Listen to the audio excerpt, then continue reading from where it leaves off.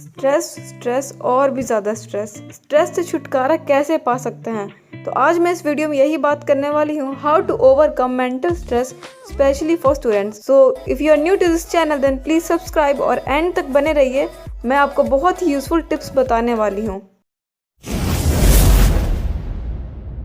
So how to overcome mental stress. First point, पूरी तैयारी करें। The main cause of mental stress is fear of failure. आप exams की तैयारी के लिए अपने हिसाब से जितना पढ़ सकते थे, तैयार कर सकते थे, आप कर चुके हैं। अब आप पढ़ाई का टाइम टेबल बनाएं और पूरी तैयारी करें। और ये तैयारी कब करनी है?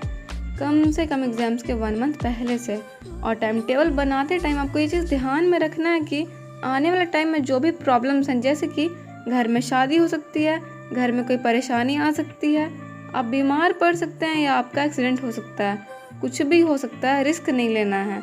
इन सब चीज़ों के लिए रेडी रहना होगा।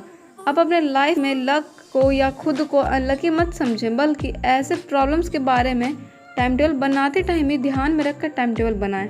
बहुत से स्टूडेंट्स एग्जाम्स की डेट शीट आने के बाद प्रिपरेशन शुरू करते हैं।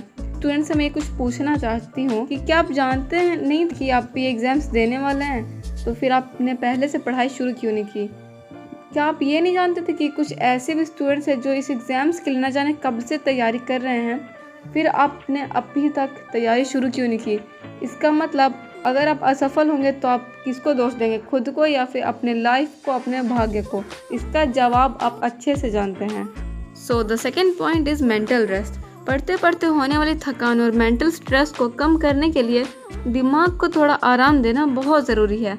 एग्जाम्स के टाइम लेट नाइट तक जागकर मॉर्निंग में जल्दी उठकर किताबों से नज़र लगाए बच्चे इसी कोशिश में रहते हैं कि ज़्यादा से ज़्यादा टाइम को कैसे यूज़ कर सकें। पर क्या आप जानते हैं, लगातार पढ़ाई करने से 60 to 70% भूलने का खतरा होता है। जी हाँ, आपने बिल्कुल सही सुना। अगर आप लगातार बिना ब्रेक लिए पढ़ते जा रहे हैं तो आप आधी पढ़ी हुई चीज़ वहीं पर भूल जाएंगे। स्पेशलिस्ट भी ये एडवाइस देते हैं कि 40 से 50 मिनट पढ़ने के बाद 5 to 10 मिनट का ब्रेक लेना चाहिए। पढ़ा हुआ है वो आपको याद रहे और नई चीज़ें सीखने के लिए आपका माइंड फ्रेश हो सके।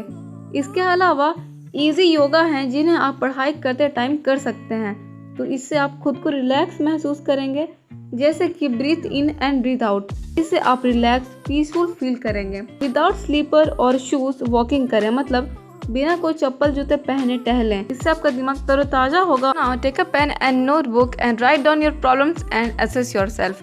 ये स्ट्रेस से मुक्ति प्राप्त करने का सबसे सही तरीका है। इसमें आप अपने प्रॉब्लम्स को एक एक करके लिखें। आप सोचें कि आप कौन से रीज़न से खुद को स्ट्रेस्ड पा रहे हैं, मतलब आप कौन से रीज़न से खुद को स्ट्रेसफुल फील कर रहे हैं, आप खुद को डिस्करेज फील कर रहे हैं। Right all such reasons. इसी तरह से आप अपने प्रॉब्लम्स को लिखकर शांत मन से इनको दूर करने का सोचें, सॉल्यूशन ढूंढें। अपनी प्रॉब्लम्स का सॉल्यूशन आपसे अच्छा ना कोई सोच सकता है और ना ही कोई कर सकता है।